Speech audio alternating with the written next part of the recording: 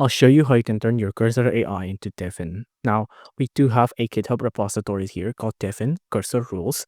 Now, the way we're going to do this, there is two ways we can do this. We can do a pip install method, but I tried this and I don't think pip install cookie cutter works. It kind of went on an infinite loop.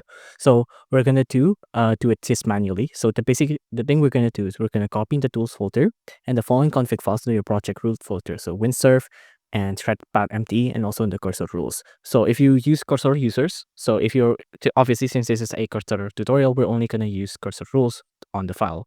Now, the way we're going to do this, we're going to go to the repository here. On the code, you want to click on download zip, right?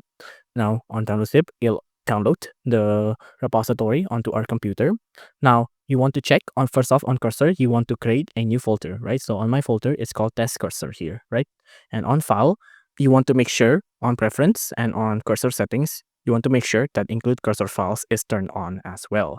So let me open up my file here real quick. Now on my Explorer here, I'm just going to paste in the download that I just got earlier. I'm going to extract this, extract. And on here, you want to grab the tools folder here, put it back on the root directory, and on cursor rules, go back and put it on the root directory as well. And then you can delete everything else now. I'm going to delete this, I'm going to delete this, and that's it. You're done. Now, you can see it's already here as well. The cursor rules is already here as well. You can see the tools is also here as well. All of these are here. And now you're ready to be using the Devin AI per se on cursor. If you enjoyed this video, please do consider liking and subscribing.